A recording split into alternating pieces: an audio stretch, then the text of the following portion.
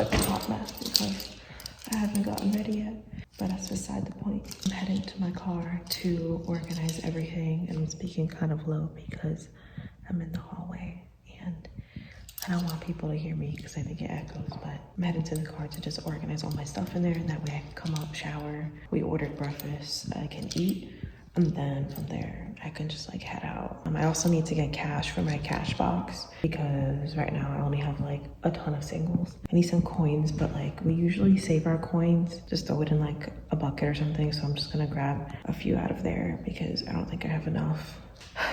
I didn't end up finishing the book sleeves, and that's mainly because like all the times you guys have seen me make book sleeves throughout like the past few vlogs, I ended up deciding that the ribbons that I was making, that I was sewing, they were too thin and I wanted them to be thicker, so I ended up making them thicker, and I really like it, but I just don't have the time. I'm just tired.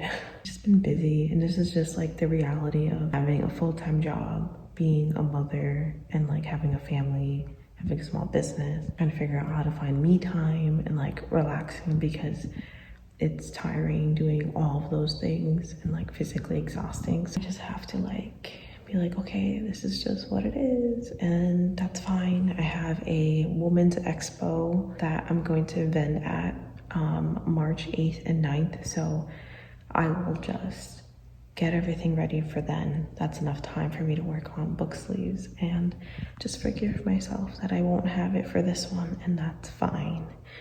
So let's go.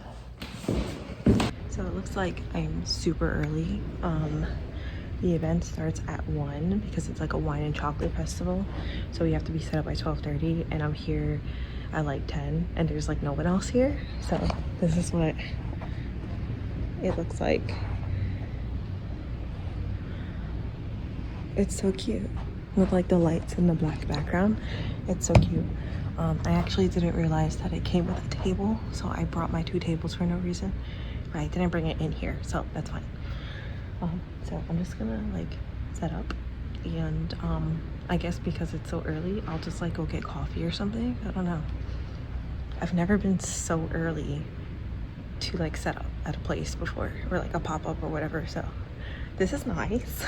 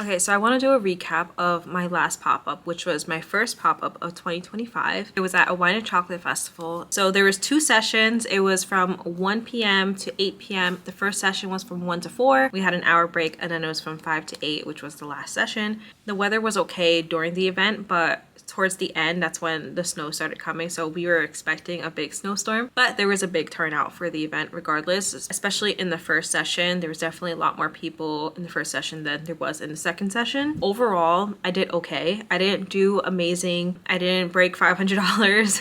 The fee was $125, and I ended up making, let me just double check. I think I made $348, but let me just be sure. It was February 8th.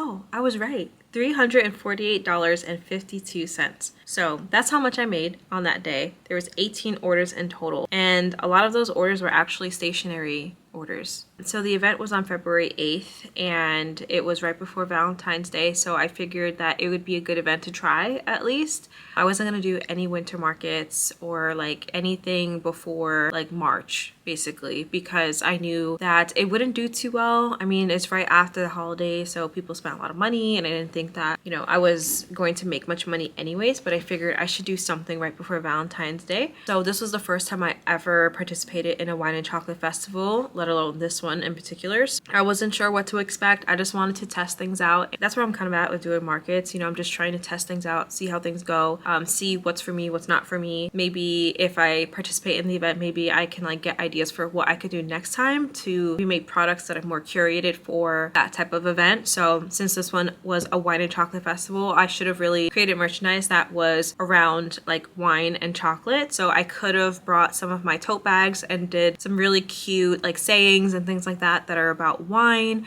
Or I had mentioned that I was making coasters. I could have finished up those coasters or prioritized those coasters and brought them to the event, since people were purchasing wine. That could be a cute little coaster to put them on. But I didn't do any of that. I just sold my candles, my stationery. I brought my makeup bags. I brought my stickers and greeting cards. So whatever I had left. I didn't bring any bookmarks because I just didn't have time. So just talking about the event itself, every time I do a pop-up, I do something different. Using all the same things to like merchandise with, and maybe I'll incorporate one or two extra things. But for the most part, I'm using all the same things. But every time I do a pop-up, I kind of do something a little bit different depending on how I'm feeling. Maybe I was on Pinterest, maybe I was inspired by something, but for the most part, I usually try something different every time. It already had like black tablecloths on it and the skirt. So I just placed my table runner down and just use that, and then just merchandise on top of it. So I really liked how everything turned out. I thought it was really cute. Everybody who came by my table was shopping it easily. They were picking up the candles easily. So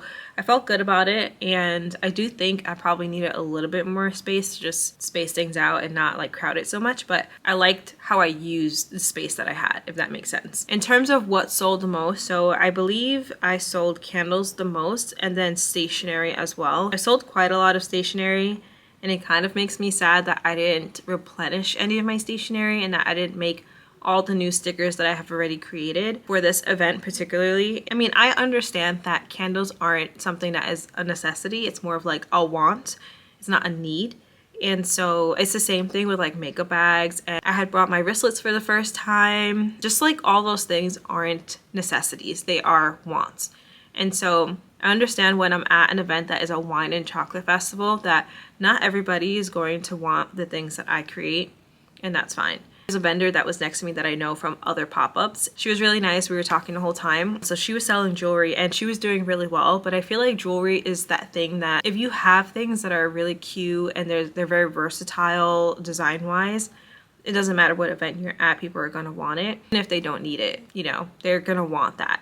She was doing really well, so I'm happy for her, but I was doing okay. If I look at my report on Shopify, so here were like the peaks in which I made those purchases. So at 1 p.m. there was 3 orders, 2 p.m. there was 4, 3 p.m. there was 4, and then we had an hour break. Then we came back at 5, I had 4 purchases. Then at 6 there was 1, and at 7 there was 2, and then the event ended at 8 o'clock. So all of that resulted in $348.52. So I had a bunch of people who took business cards, which is good. There was another vendor that I saw that she was just, you know, there for the wine and chocolate, and we were talking a little bit, and she just wanted to see how things were going. We were just chit-chatting about like other markets and like what we're doing in the next couple weeks or next couple months. So that was fun. And then I met another vendor. She wasn't a vendor there. She was another small business owner. She was complimenting me on the sign that I have that I bought from Etsy. She was just saying like, yeah, you know, like I'm a small business owner. Like I vend at a few markets in the area. There's a market called the Big Game Market, and she usually goes there. They have it quite often.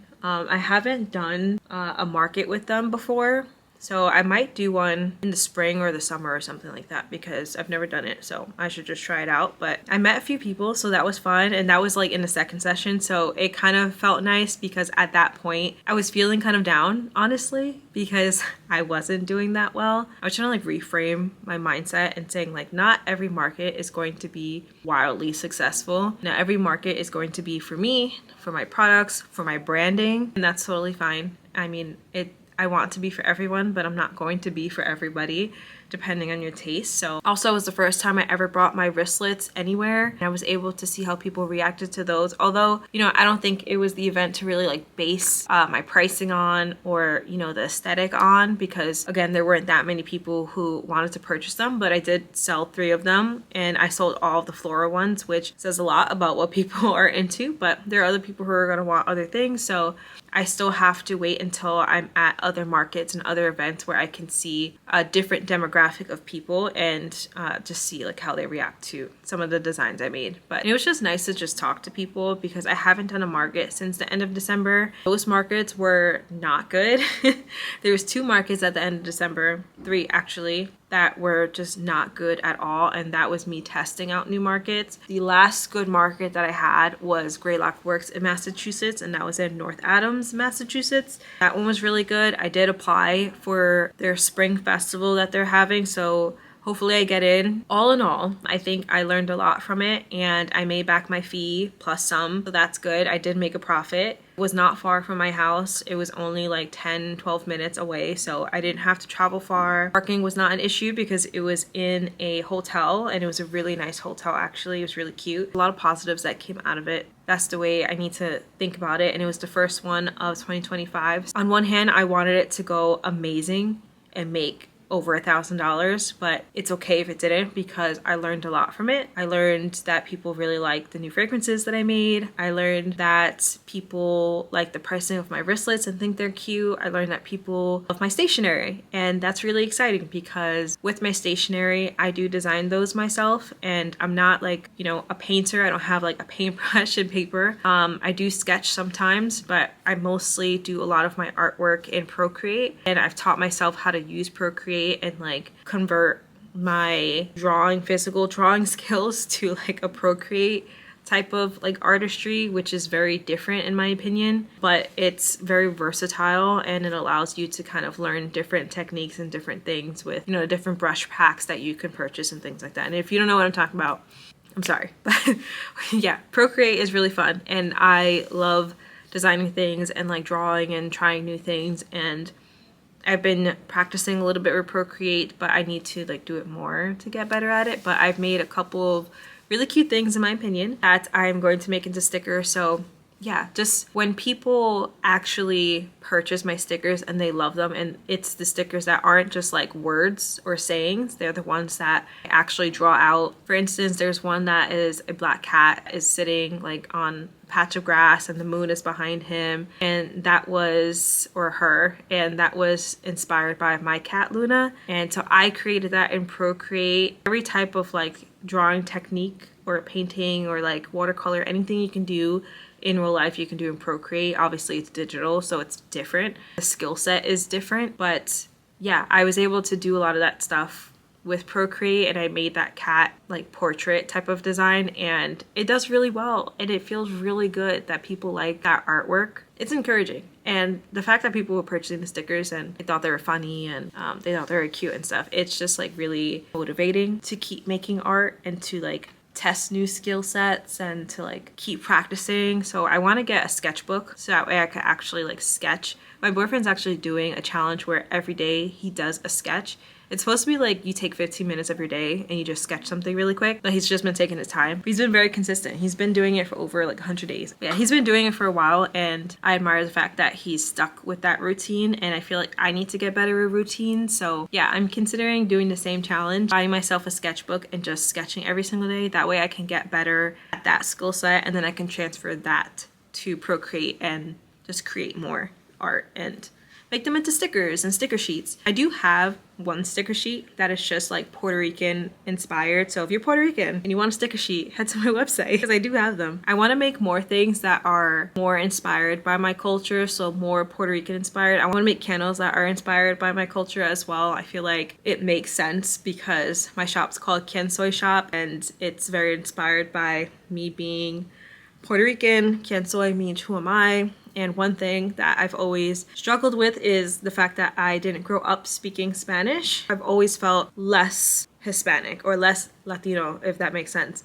Like I feel like I was not good enough, and that's also because people have told me that I was not good enough, or I should be ashamed for not knowing Spanish, and how could I call myself Puerto Rican and not speak Spanish? Just like all those really hateful things that don't mean anything or shouldn't mean anything, but they do. All those hateful words has really like inspired me to build my brand. Who am I? Like, who is this person? And it's someone who likes to be creative. It's someone who likes to make candles that smell good, or like to test new things and to, design and create and art up really cute stationery, and just to like try new skills and make things and show them to the world. And that's who I am, and that's who I want to be. I want people to be able to shop my brand and feel that same thing, where they can find something that is reminiscent of who they are and what they like, and yeah, just like all those things. So all that being said, I went on a little tangent. Basically, I learned a lot from this event, and obviously I'm very inspired to make more stationery because people like the stationery, and that's why I want to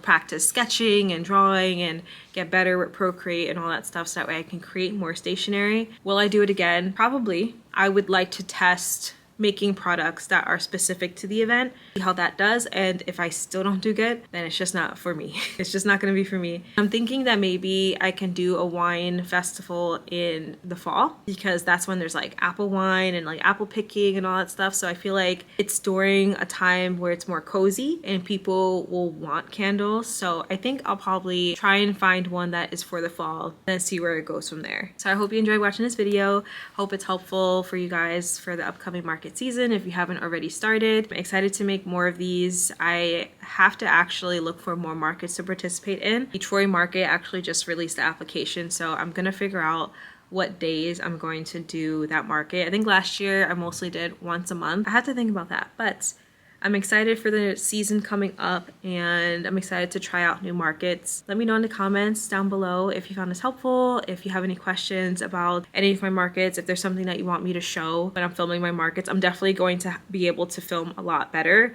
and a lot more of my markets now that I have this set up. So let me know what you guys want to see, and I will do my best to make that content for you. But anyways, thank you guys for watching, and I will see you in the next one.